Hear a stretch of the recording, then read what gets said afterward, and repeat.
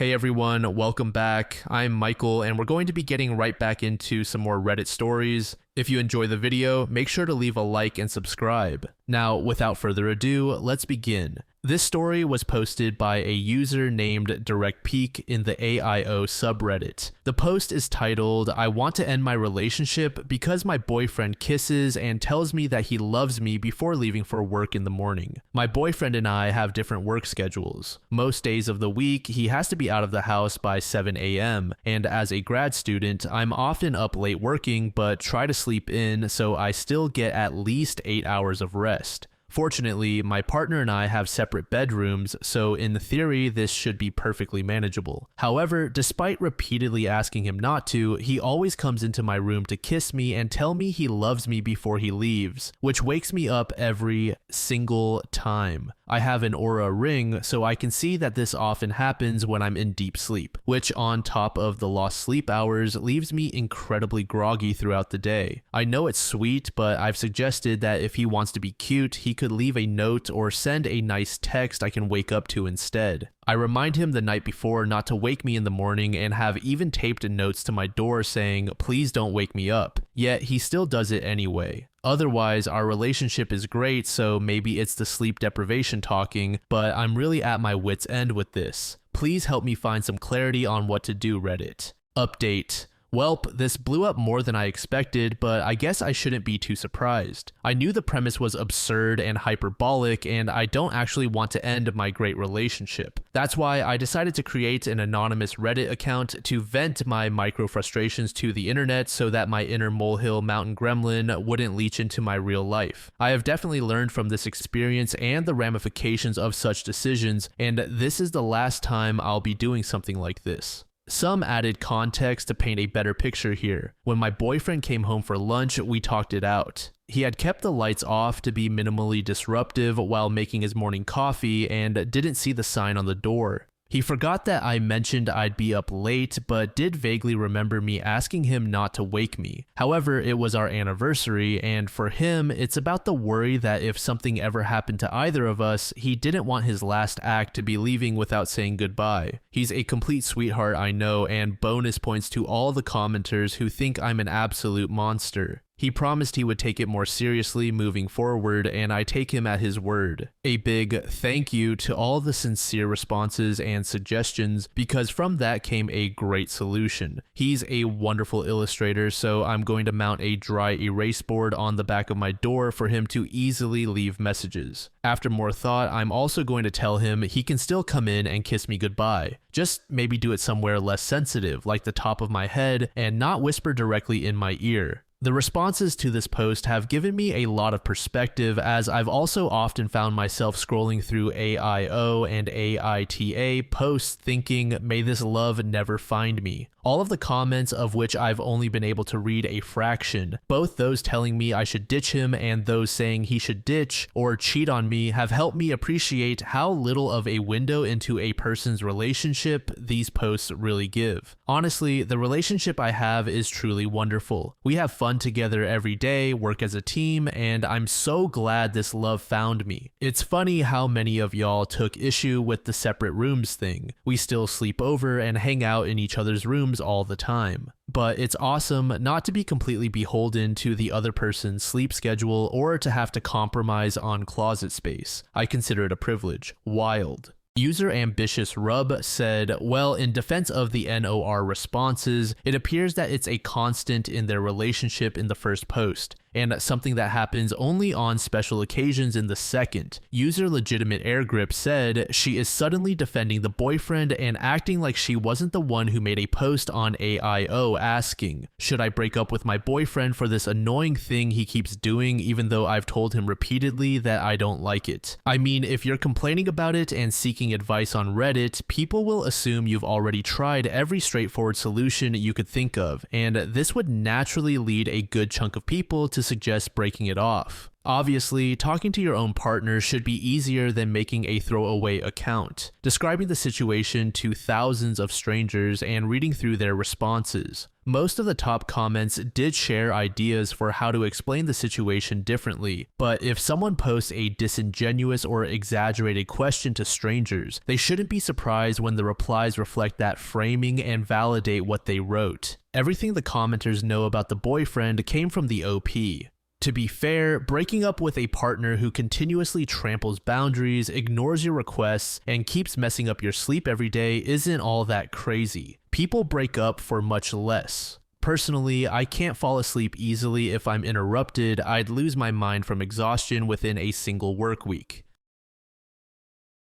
This next story was made in the AITA subreddit by a user named Cramping My Style. The post is titled, "I let my pregnant daughter move in with me even though my girlfriend doesn't want her to. I have an 18-year-old daughter with my ex-wife, let's call her Maddie. We divorced when she was 7 and I've had her 3 weekends a month since then. Her mom moved to a suburb almost an hour outside the city to be closer to her family and for a better school. My work was in the city and after a while Maddie got sick of all the driving and asked if we could switch to a different schedule. We talk on the phone most days and I've always been very involved in her life. She's a great student, graduated with over a 4.0, has lots of friends, and a what I thought was very nice boyfriend. She has no idea what she wants to do with her life yet and had already decided to defer her scholarship for a year to take classes at the community college and work. I also have a girlfriend, Vera, and she gets along great with Maddie. We've been together for about 2 years and she just moved into my house a few months ago.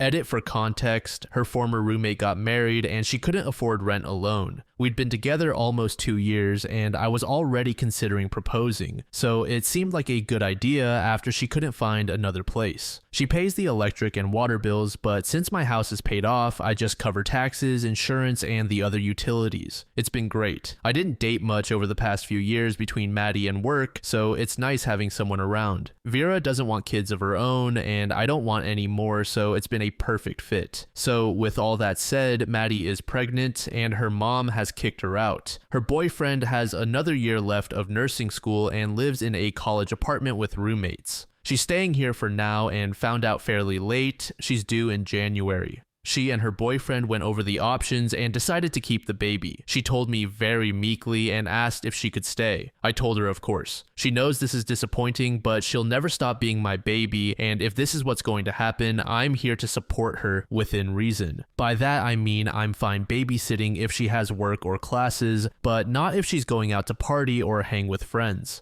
She'll keep working and going to school. If her boyfriend bails, which I told her as kindly as I could, does happen even with the nicest boys, she'll need to file for child support. I also told her I'll give her some grace before and after the birth, but once she's recovered, she'll go back to doing chores along with baby-related ones. I told her and her boyfriend to sleep on it, and they did. They came back with genuinely thoughtful responses, including a budget and savings goal that I found impressive. So the tiny bedroom next to Maddie's, which currently houses a treadmill I never use, is going to become a nursery. Of course, I've kept Vera in the loop during all of this. Edit. And by this, I mean I don't know how many different ways I need to say this, so it gets through people's heads. Vera and I discussed all of this before I talked to the kids in depth. I made her very aware that the 3 of them could end up living here for a few years. She was supportive. I kept her in the loop. When it became clear that them living here would be the plan, she gave me an ultimatum and told me to kick my daughter out because she's an adult. I told her I wouldn't do that. She's still here, and now it's making everyone uncomfortable. Vera seemed really understanding until I told her the plan. She got upset and said that if she wanted to raise a baby, she'd have one of her own. She said she hadn't signed up for this and wasn't okay with it, then demanded that I rescind the offer, that Maddie is 18 and should figure it out on her own if she wants to keep the baby. I told her I wouldn't do that. Maddie will always be my daughter and she needs help.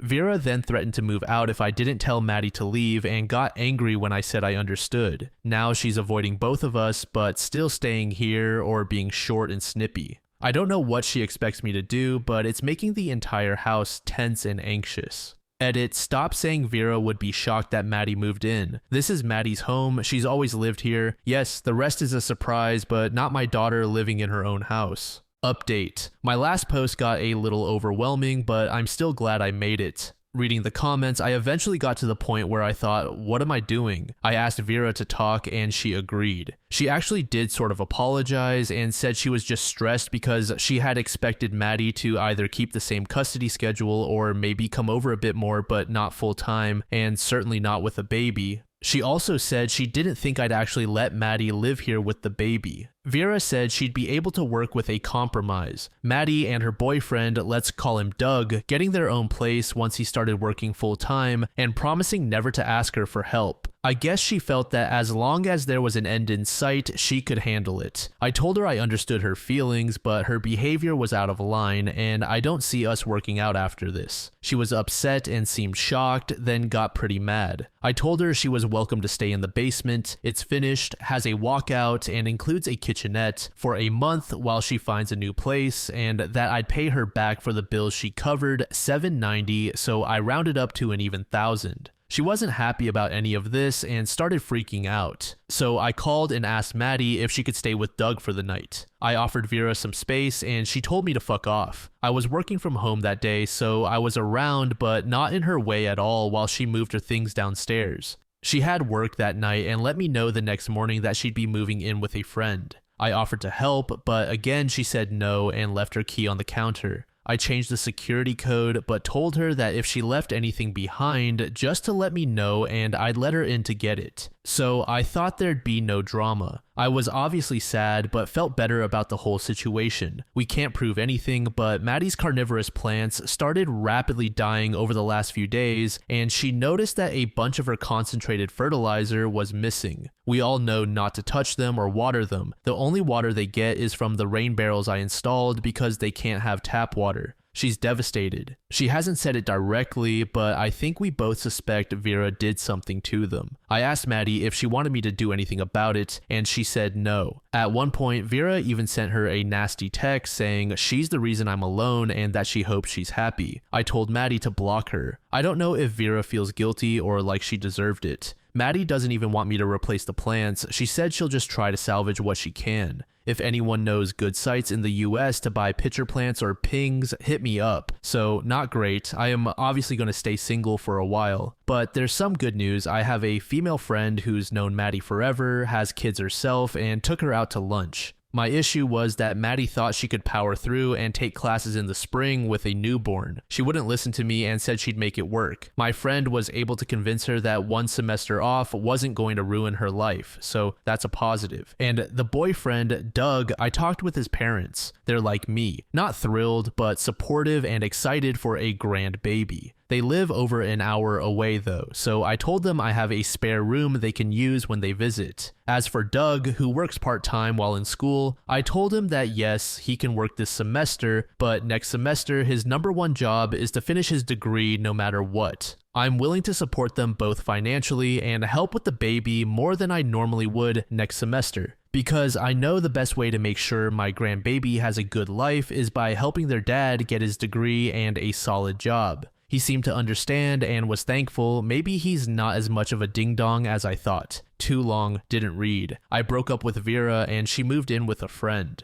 We don't know for sure if it was her, but Maddie's plants have been dying and she's devastated. On the bright side, Doug is doing well and moving in so he can be a present parent. Final update. For some happy news, Maddie had a little boy last month and we're all completely in love with him. She and her boyfriend ended up getting married a few months ago. When Doug asked, I told him, hey, you don't need to rush this. But he pointed out that having a baby is a much bigger commitment than getting married, and I couldn't argue with that. They're great parents and honestly haven't asked me for much help at all. Granted, she's not currently working or in school and he's just focusing on school. It's very strange seeing your baby love someone as much as you love them. Maddie had been on bed rest for some health issues and went into labor almost a month early, but she's completely fine now and my grandson got out of the NICU 3 weeks ago. He decided to come at a pretty inopportune time, right before Doug's exam week and his 21st birthday, but I've got to hand it to him. He really powered through. At one point, I did have to remind him that man cannot live on Celsius alone. Luckily, Maddie was able to finish her semester a few weeks early due to the bed rest and health issues, and she maintained her straight A streak. She gave birth at the hospital associated with Doug's school, and even though his instructors all came to see the baby, they didn't give him a break. Maddie encouraged Doug to get a few drinks with his friends for his birthday, which happened to be on the last day of exams and was supposed to be his last hurrah, but he's a bit of a homebody and spent it with her and the baby instead. They ended up moving into the basement because Maddie gets anxious and thought I'd get annoyed by the baby crying. I told her that wouldn't happen, but agreed that having their own space was best. My grandson is only a few weeks old, but I stand by my decision to support them.